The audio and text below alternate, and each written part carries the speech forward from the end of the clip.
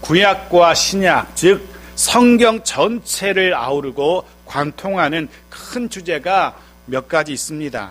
예를 들면 언약, 즉 하나님의 약속이라는 주제가 성경 전체를 통과하는 아주 큰 주제 중에 하나입니다.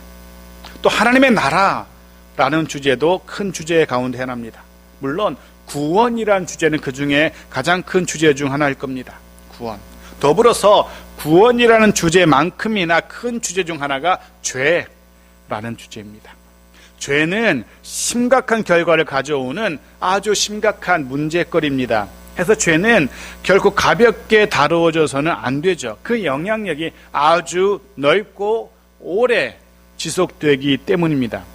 하나님, 우리 자신, 그리고 다른 사람과의 관계에서, 하나님과의 관계에서, 나 자신의 문제에서, 또 다른 사람과의 관계에서 아주 심각한 영향력을 미치는 것이 죄라는 것입니다. 그런데 오늘 다루게 되는 이 미움이라는 감정도 그와 같습니다. 자신뿐 아니라 하나님과 주변 사람과의 관계에서 아주 심각한 영향력을, 해를 가져옵니다. 사울의 이야기로 말씀을 시작합니다. 사울이 처음부터 다윗을 미워했던 것 아니죠.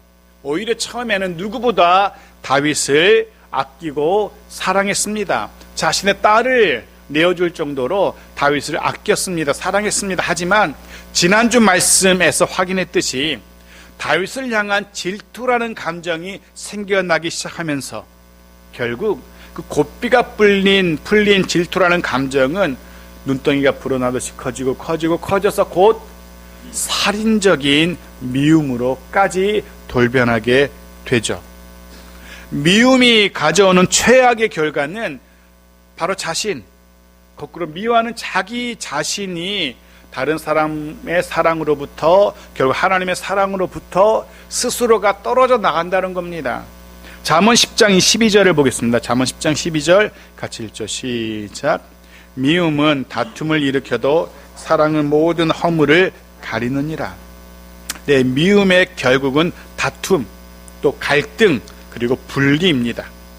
미움이라는 감정이 생겨나기 시작하면서부터 그 작은 미움이라는 감정이 결국은 주변 사람, 이웃의 행복을 위해서 행동하기보다는 그들을 경멸하게 되고 참아주지 못하게 되고 마음속으로부터 그들에게 나쁜 일이 생기기를 바라게 됩니다.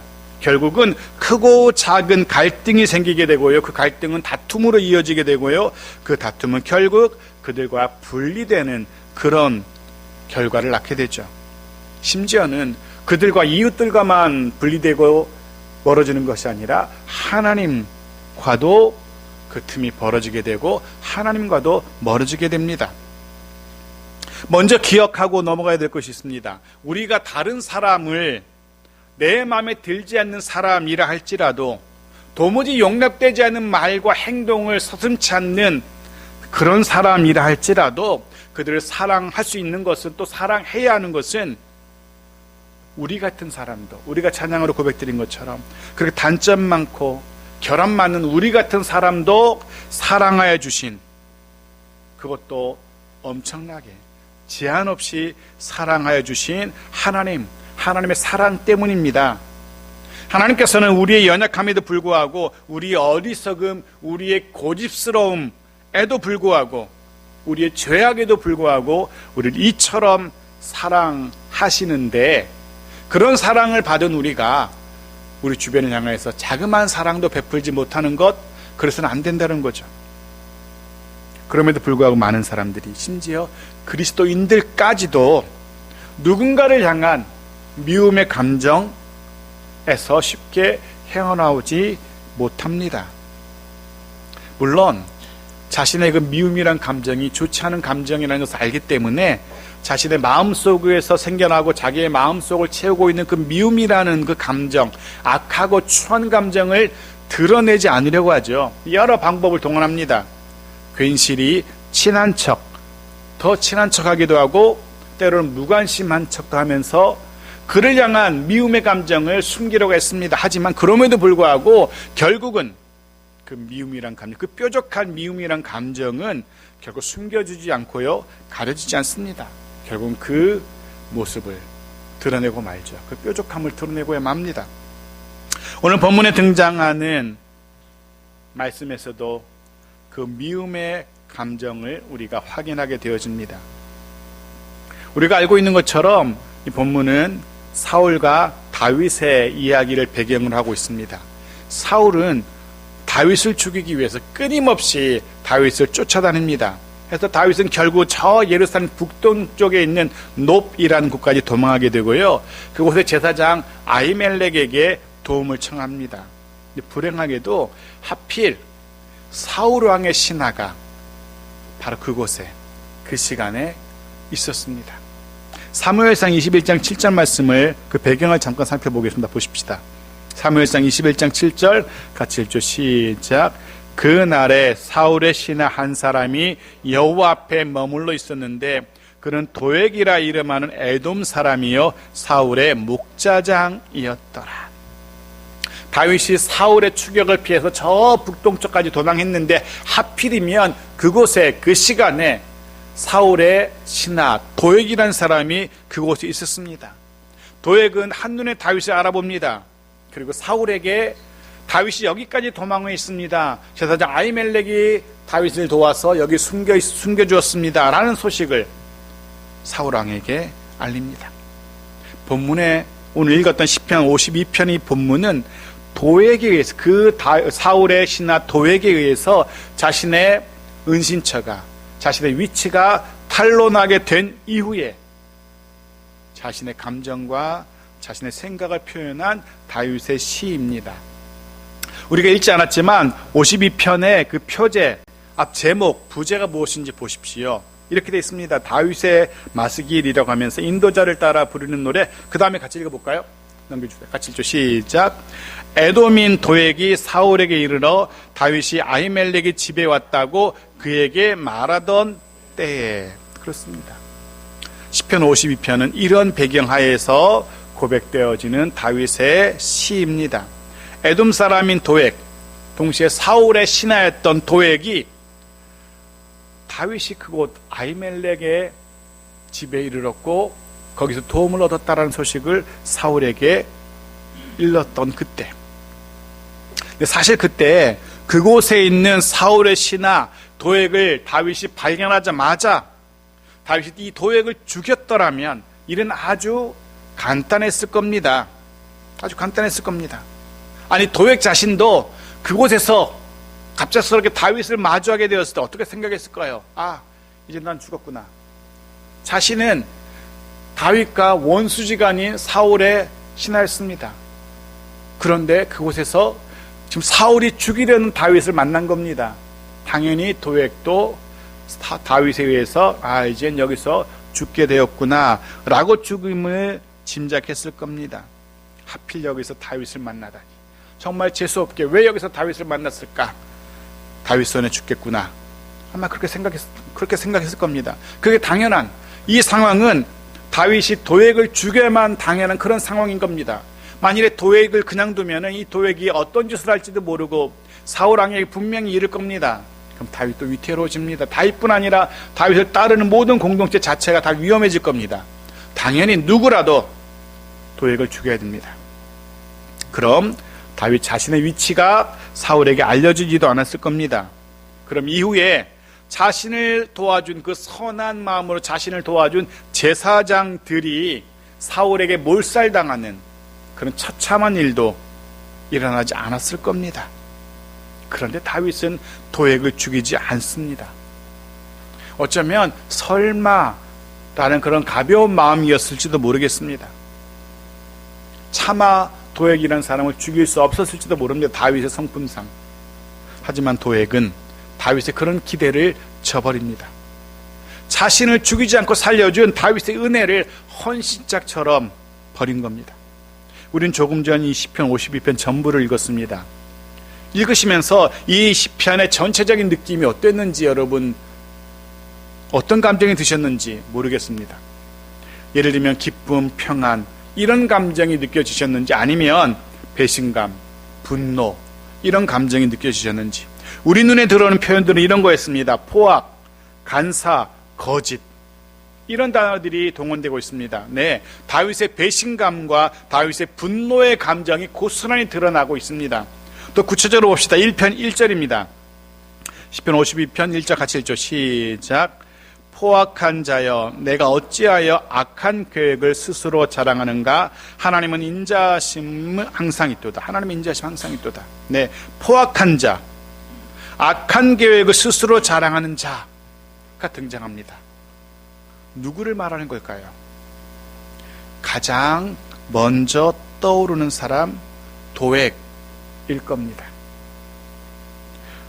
또한 다윗을 고발한 사울의 신하 도액뿐만 아니라 정말 자신을 죽이려는 그 근원이라고 할 수 있는 사울 역시 그런 포악한 자, 그런 사람일 수도 있을 겁니다. 사울도 역시 다윗을 죽이려는 포악한 자이고 악한 계획을 포기하지 않는 사람이었습니다. 여하튼 포악한 자, 악한 계획을 꾸미는 자, 다윗을 대적하는 모든 이들 가운데 한 사람들일 겁니다. 그런데 이 포악한 자가 구체적으로 누구이건 그건 상관없습니다. 그들의 공통점이 하나 있습니다. 그것은 바로 다윗을 대적하는 자고 다윗을 잡아 죽이려는 자라는 겁니다. 다윗을 잡아 죽이기 위해서는 어떠한 짓도 서슴지 않는 자들입니다. 심지어 이들은 하나님의 거룩한 제사장들까지도 하나님을 섬기는 자라고 말하면서 하나님의 백성이라고 생각하면서 감히 하나님의 제사장, 그들의 가족을 몰살시키는 일도 서슴지 않는, 다윗을 죽이기 위한 이유 하나만으로 그런 일도 서슴지 않았습니다. 사무엘상 22장 18절 말씀 보십시오. 같이 읽죠. 시작. 왕이 도액에게 이르되 너는 돌아가서 제사장들을 죽이라 하매 에돔 사람 도액이 돌아가서 제사장들을 쳐서 그날에 세마포 에봇 입은 자 85명을 죽였고, 제사장들을 그리고 그들의 가족들까지 무참하게 살해합니다. 이스라엘 역사상 이런 예는 단 한 번도 없었습니다. 그 어떤 정권도 제사장을 이렇게 학살한 적은 단 한 번도 없었습니다. 그런데 초대왕, 그것도 초대왕 사울이 제사장들과 그들의 가족들을 다 몰살시키다니, 사울은 그리고 그의 말대로, 그의 명대로 제사장들을 몰살한 토해, 사실은 사울이 그의 부하들에게 그의 군대를 동원해서 이 제사장 가문을 죽이라고 할 때 아무도 제사장에게 칼을 대지 못합니다. 제사장들이기 때문에, 하나님을 섬기는 제사장들이기 때문에, 또한 그들 하나님을 두려웠기 때문에 감히 제사장들에게 손을 대지 못합니다. 그런데 그때 도액이라는 자가 사울의 명대로 제사장들을 무참하게 살해하는 겁니다. 그런 명령을 내린 사울도, 그 명령을 시행한 도액도 하나님을 두려워하지 않는 이들이었습니다. 해서 오늘 본문 시편에서는 이들을 이렇게 표현합니다. 포악, 간사, 악을 사랑함, 간사한 혀, 이런 단어를 동원해서 그들을 묘사하고 있습니다. 그런 생각을 해보게 됩니다. 혹 여러분이 알고 있는 사람들 중에, 혹 이전에 알았던 사람들 중에 이런 일이 있었는지, 포악, 간사, 악을 사랑한 간사한 혀, 이런 단어가 적용될 만한 그런 사람이 있으셨는지 모르겠습니다. 그들로 인해서 여러분들이 겪어야 했던 그런 한숨, 맘상함, 분노, 좌절, 눈물 있으셨는지요? 그들로 인해서 느꼈던 영적인 고통 혹은 물리적인 고통 기억나시는지 모르겠습니다. 있을 겁니다. 한두 번은, 한두 명은. 하지만 보십시오. 이들이 결국 어떻게 될 운명인지, 이들이 어떤 일을 당하게 될런지 성경은, 하나님의 말씀인 성경은 이들의 결론을 이렇게 기록합니다. 시편 52편 5절입니다. 같이 읽죠. 시작. 그런즉 하나님이 영원히 너를 멸하심이여 너를 붙잡아 내 장막에서 뽑아내며 살아있는 땅에서 내 뿌리를 빼시리로다. 보십시오. 멸하심, 뽑아내심, 뿌리를 빼심. 아주 듣기도 무서운, 단어 자체도 그냥 무서운 그런 표현. 멸하심, 뽑아내심, 뿌리를 빼심. 하나님께서 이들을 이렇게 하실 것이 아니라 이건 다윗의 소망입니다. 다윗이 이렇게 생각한 겁니다. 그들, 나를 대적하는 자, 나를 대적하려고 제사장까지 몰살한 그들, 하나님이 이렇게 해줬으면 좋겠습니다 라는 다윗의 소망입니다. 실제로 하나님이 그렇게 하신다는 것이 아니라 하나님께 다윗이 간절한 바람을 고백하고 있는 겁니다. 다윗의 간절한 소망인 겁니다. 다윗의 간절한 기도의 제목이 바로 이런 겁니다. 그들이 그랬으면 좋겠습니다. 무엇을 할 수 있습니까? 다윗의 분노가 얼마나 컸는지 짐작할 수 있는 겁니다. 다윗의 미움이 얼마나 컸는지 짐작할 수 있습니다. 얼마나 화가 나고 얼마나 미웠으면 이 멸하심, 뽑아내심, 뿌리채 뽑으심 이런 표현을 쓰고 있을까? 사실 기도라기보다는 저주에 가깝다는 생각이 들 정도죠. 다윗의 감정이 고스란히 느껴지는 그런 표현입니다. 우리도 그럴 때 있습니다. 너무 화가 나고 너무 미워서 악한 말이 나도 모르게 튀어나오는 때 있습니다. 차마 말로는 할 수 없어도 하지 못해도 마음속으로는 욕의 욕을 할 때도 있습니다. 물론 제가 그렇다는 건 아니고요. 보통 일반적으로 그렇다는 겁니다. 남편분들 혹은 아내분들, 배우자의 평소 표정을 잘 살펴보아야 됩니다. 말은 하지 않지만 마음속으로 온갖 욕의 욕을, 저주를 담고 있는 그런 표정은 아닌지. 여하튼 다윗의 감정이 그랬습니다. 그래도 그의 감정이 이해가 됩니다. 자신 때문에 제사장인 가문들이 몰살당하는 그 장면을 보면서 그렇게 죽인 이들을 향해서 이런 감정 품는 거 당연하죠. 얼마나 화가 났으면, 얼마나 분노했으면 뿌리채 뽑히기를 기도했을까 이해가 됩니다. 그런데 시편의 이 분위기가 완전히 바뀝니다. 다윗의 그런 마음 가득한 그 미움의, 저주의, 분노의 감정이 바뀝니다. 분노와 배신감의 감정이 완전히 바뀌게 됩니다. 어떻게 바뀌는지 보십시오. 8절입니다. 같이 읽죠. 시작. 그러나 나는 하나님의 집에 있는 푸른 감람나무 같으며 하나님의 인자하심을 영원히 의지하리로다. 그 밑에 쉬운 성경의 번역도 기록해놨는데요. 같이 읽죠. 시작. 나는 하나님의 집에서 자라는 올리브 나무 같습니다. 나는 하나님의 한결같은 사랑을 언제까지나 굳게 믿습니다. 분위기가 어떻게 바뀝니까? 누군가를 향해서 마음 가득 미움과 저주와 분노와 배신감에 치를 떨던 다윗의 고백이, 그래서 그냥 멸해달라, 뿌리치 뽑아달라 하던 그런 표현들이 돌연 방향을 바꾸고 하나님을 향합니다. 그러면서 하나님을 향한 고백입니다. 좀 더 쉽게 풀어보자면 이렇게 되는 겁니다. 다윗은 지금 이렇게 하나님께 기도하는 겁니다. 노래하는 겁니다. 사람은 나를 배신하고 해서 나로 하여금 분노하게 했지만, 하지만 이제는 그런 사람으로 인해서 분노하지 않겠습니다. 하지만 이제 그런 사람으로 인해서 불안해하지도 않겠습니다. 하지만 이제 그런 사람을 미워하지도 저주하지도 않겠습니다. 대신 나는 이제 하나님을 바라보겠습니다.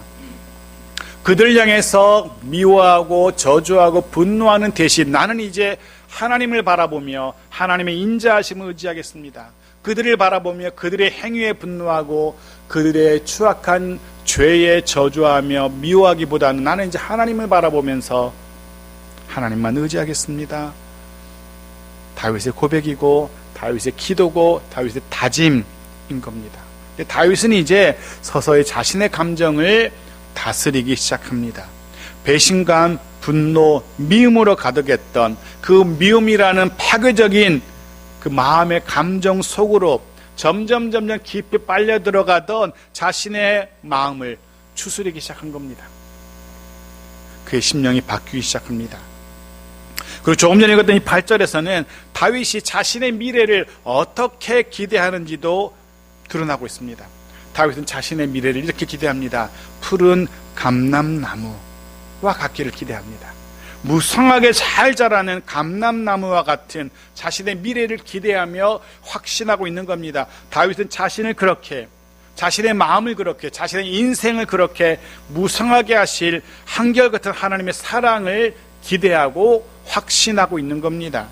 이 확신 때문에 다윗은 이제 미움의 감정을 포기하게 됩니다.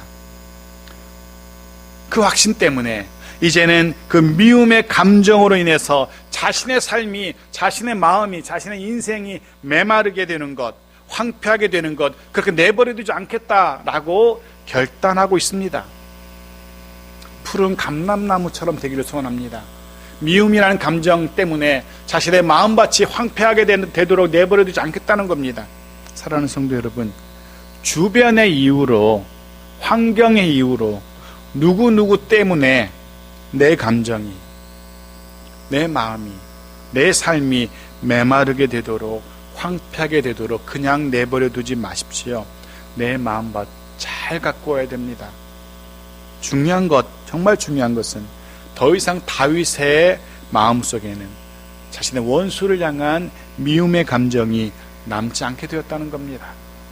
오히려 하나님의 사랑이 다윗의 마음 가득, 하나님의 사랑이 채워지면 채워질수록 그 전에 가득했던 미움의 감정은 점점 쪼그라들기 시작하는 겁니다. 이후 다윗은 그 사랑으로, 하나님의 사랑으로 주변 사람들을, 심지어 자신을 죽이려고 눈에 불을 켜고 쫓아다니는 사울과 그의 신하들조차도 사랑으로 대하기 시작하는 겁니다. 사랑의 감정이 미움의 감정을 완전히 대체하게 된 겁니다. 그 전환점이 무엇이었다고요? 어떻게 다윗이 그렇게 감정이 바뀔 수 있었다고요? 어떻게 미움이 감정이 물러가고 사랑의 감정이 가득하게 되었습니까? 하나님을 바라봄입니다. 원수를 바라볼 때에는 미워할 수밖에 없었고 저주할 수밖에 없었지만, 그들의 말과 행동을 볼 때에는 내 마음 가득 미움이 솟아났지만, 하나님을 바라보기 시작했을 때부터, 하나님만 의지하기로 결단하고 나서부터 다윗의 마음속에는 미움이 아닌 하나님의 사랑의 감정이 하나씩 솟아나기 시작했고, 그 사랑의 감정이 마음밭에 뿌리를 내리기 시작한 겁니다. 성도 여러분, 사람 보지 마십시오. 그들의 말과 그들의 행동 때문에 내 마음에 미움이라는 그런 쓴뿌리가 생겨나도록, 미움이 내 마음속 가득 내 마음의 밭을 무참히 짓밟고 황폐하게 하도록 그냥 내버려 두어서는 안 됩니다. 내 마음속에 미움이란 감정이 싹을 트기 시작한다면, 뿌리를 내리고 싹을 트기 시작할 때에 오히려 하나님께로 돌아서야 됩니다. 하나님을 바라보면서 하나님만 의지하기로 결단해야 됩니다. 그럼 분명히 하나님께서 그 미움의 쓴뿌리들을 다 뽑아주실 것이고, 우리의 마음, 미움의 감정이 아닌 사랑의 감정으로, 사랑으로 채워주실 겁니다. 이후에 심지어 다윗은 자신의 위치를 사울에게 고발하고 자신을 도와준 제사장들을 죽인 도액을 향해서도 미움의 감정을 드러내지 않습니다. 자신을 죽이기 위해서 온갖 수단과 방법을 가리지 않고 있는 사울왕을 향해서도 더 이상 미움의 감정을 품지 않습니다. 이후에는 다윗이 아들 압살롬의 반역을 피해서 예루살렘을 떠날 때 시므이라는 사울의 일족이 다윗을 향해서 온갖 욕에 욕을 퍼붓죠. 그런데 그때에도 얼마든지 분노할 만하고 얼마든지 미워할 만하고, 심지어 옆에 부하들이 저 녀석, 저 자식 한 칼에 처치하겠습니다 라고 할 때 다윗은 말밀립니다. 그를 죽이지 말라고 합니다. 그런 시므이를 향해서도 미움의 감정을 드러내지 않습니다. 품지 않습니다. 다윗은 하나님을 바라봄으로, 하나님으로 인하여서 더 이상 미움의 감정이 아닌 사랑의 감정으로 충만하게 되었기 때문입니다. 그리고 이 미움을 버리고 사랑의 감정을 품는 것, 미움을 버리고 사랑하는 것, 이것은 우리 주님의 명령이기도 합니다. 마태복음 5장 43절 44절을 읽고 말씀을 정리하겠습니다. 같이 읽죠. 시작. 또 내 이웃을 사랑하고 내 원수를 미워하라 하였다는 것을 너희가 들었으나 나는 너희에게 이르노니 너희 원수를 사랑하며 너희를 박해하는 자를 위하여 기도하라. 아멘. 원수, 박해하는 자, 원수 박해하는 자, 이들은 우리가 미워해야 될 대상입니다. 사실은 이들은 우리가 저주해야 될 대상이고 분노해야 될 대상입니다. 하지만 주님은 뭐라고 말씀하십니까? 사랑을 하고 오히려 그들을 위해서 기도하라고. 그게 주님의 말씀입니다. 주님의 명령입니다. 모르겠습니다. 주님의 이 말씀, 보다, 즉 주님은 원수를 사랑하라고 말씀하시는데, 그들을 품고 기도하라고 하시는데, 그런 원수보다 더 지긋지긋한 사람이 주변에 있을지도 모르겠습니다. 가끔 그렇게 이게 말씀하시더라고요. 원수는 사랑할 수 있어도 저 인간은 사랑할 수 없노라라고 가끔 그렇게 표현하는 이들도 있더라고요. 나를 박해하는 자는 참아줄 수 있어도 저 인간만큼 내가 참아줄 수 없다라고 그렇게 표현하는 분들도 있더라고요. 주중에 목사님들과 같이 식사를 할 수 있었는데 어떤 목사님이 그런 표현을 쓰시더라고요. 교회 내에서 어떤 분이 누군가를 향해서 그렇게 표현하는데 그림자조차 보고 싶지 않다라고 그렇게 표현하는 이야기도 들었다라고 말씀하시더라고요. 네, 얼마나 싫으면 그림자조차 보기 싫을까. 원수는 사랑할 수 있어도 그 사람만큼은 그림자도 보고 싶지 않다는 그런 이야기. 근데 그렇지 않습니다. 여전히 분노, 미움의 감정을 품고 있는 누군가가 도무지 용납되지 않고 이해되지 않고 그 사람만큼은 사랑할 수 없다라는 그런 사람이 있다면 오히려 더 주님께 구하십시오. 주께서 주시는 사랑이 우리의 심령 가득 채울 수 있도록 기도하십시오. 주님 주시는 그 사랑으로, 그 온전한 사랑으로 주변 모든 사람들을 대할 수 있게 해달라고 기도하십시오. 이제 막 한 걸음을 뗀 2024년 우리의 삶, 우리의 가정, 미움이 아닌 사랑이 가득한 삶으로, 가정으로 변화되어 가기를 축복합니다.